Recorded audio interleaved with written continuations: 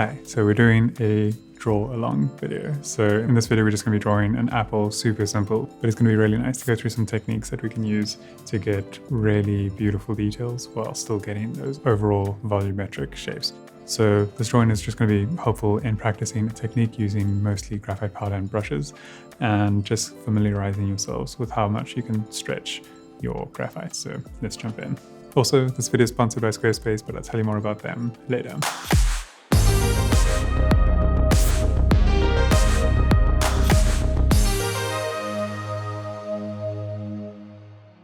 We're going to start off by getting the outline, and this is just going to be an apple shape. So nothing too difficult here, it's just a simple apple. If you don't like the shape, you can change it, but even if the shape is a bit weird, you can kind of work with that weird shape. The principles that we're focusing on can kind of stretch to even a wonky shaped apple. Next, we're just going to be applying material or graphite. So I'm alternating between using my mechanical pencil and using a brush with 9B graphite powder. I want to lay down as much material as possible, but I'm also being careful not to go over my guidelines too much. I don't want to create a mess. Psychologically, it's also less fun to work on something that's messy than if you've managed to keep it relatively neat. So we're working loosely, but there's a bit of discipline involved. I'm going to start working with an 8B pencil, working that graphite powder in, while also just going over my pencil strokes with a brush to soften them out. What I like about this technique is that you strike a really nice middle ground of keeping some of your mark making with the pencil while brushing it and getting it quite smooth with a brush. And I find that it gets rid of some of the unintentional marks, but also keeps a bit of that grit and makes it feel organic and hand-drawn. Personally, I prefer cross-hatching. So cross-hatching would be drawing relatively straight lines in one direction and then drawing in the opposite direction, and creates these little cubes that when you then move over with a brush, feels like pretty consistent shading. And I'm going to be building layers up in this way. So I'll be hatching, then going over with a brush, and then hatching again and going over with a brush to try and massage the tone that I want into the paper. I'm bouncing around quite a bit, so as soon as I feel like I need to do some processing or thinking about how to get the tones that I want in the drawing, I might move to another section of the drawing. So in this case, it's the stem, and I'll just try and problem solve that a bit, and I'll then come back to the other area, which I'm convinced I start to figure out in my subconscious while I'm working on a different area. Again, just layering up the hatching, making sure that my darkest values stay dark with all the brushwork that we're doing. I'm going to use the dark area as a bit of a reference, like that's going to be the darkest part of the drawing. So that'll help me understand the level of contrast that I can hope to achieve. For the larger areas, obviously I'll use a larger brush to apply more graphite, and then I'll use a smaller brush as we start to work on smaller, more detailed areas. I'm working very lightly with my pencil, slowly building up these layers.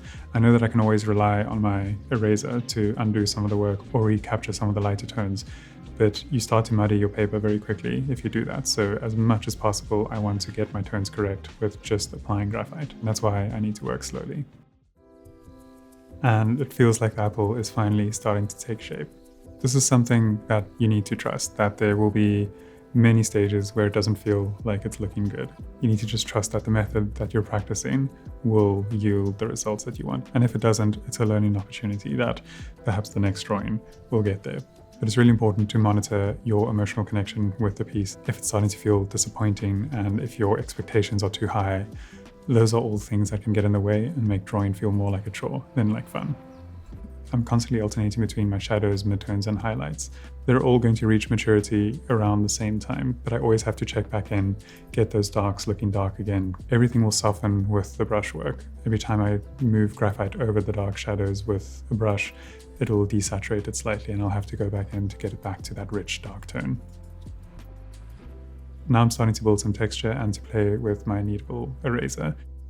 I really love the kneadable eraser for some of the early work. It creates shapes and textures which are a bit less controlled and that I don't expect, and I find that often looks a bit more organic than if I were to have absolute control over the mark making that the eraser did.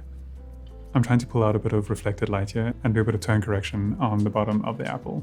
The tone at the bottom is bothering me. It doesn't look the way that I want it to, so I'm processing that a bit and moving to another section while I think about how to problem solve that tone.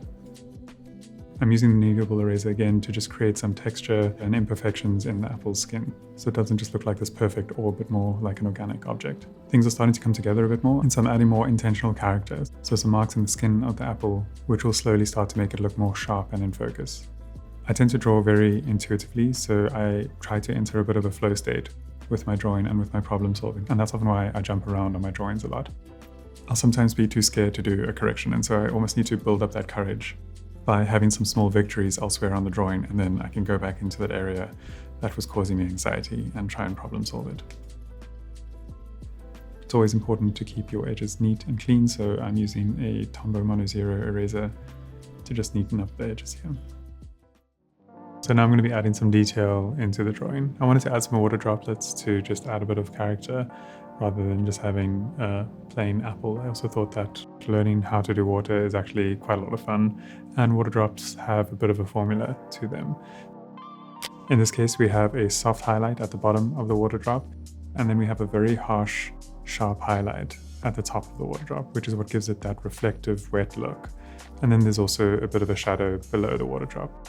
So with those three ingredients, we can create these water drops. It's quite fun to get experimental with these as well. You can try different sizes.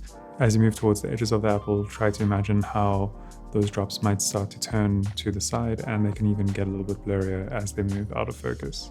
Repeating this a couple times, you'll very quickly figure out what works and what doesn't. There's always opportunity to make mistakes. You might feel like you've got it, and then a little while later you make one that just looks absolutely terrible. That's normal. I'm still doing that all the time. I'm still playing around a lot, jumping between either adding water drops or adding some detail in the skin of the apple, and this is all just very experimental. I'm trying to see what feels right or what looks right, and that's just up to my own personal preference. Sometimes the stage can feel really easy, and other times it can really feel like labor. And in this case, it was a bit difficult for me. I'm not sure why I wasn't getting into the same usual flow that I usually get into. But eventually I found my stride.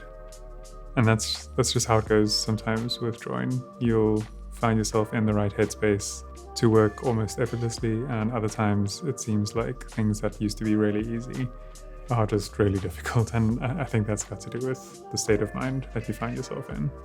The important thing is to not make any judgments on yourself. If you find that you're in a state of mind that doesn't really work for the drawing that you're doing, it doesn't mean that you can't draw or that you're bad.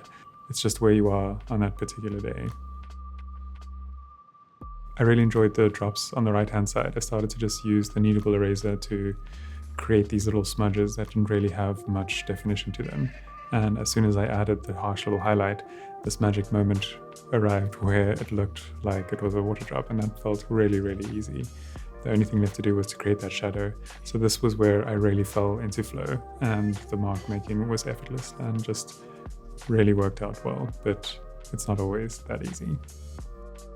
Then finishing things off, I'm just cleaning up edges. I'm refining the lines underneath, I'm refining the shadow work quite a bit, and just making some marks to allow the stem to stand out a bit more. I'm also just getting my head very much in the way of the camera. I think when I started to get into a flow, I forgot that I was recording. Cool, I hope you guys could follow along and do some drawings of your own. I'm really keen to see how they look, so let me know if you're part of the Patreon community. You can post them there, otherwise send links to your Instagram if you've done any of these follow-alongs, and I'd love to have a look at them.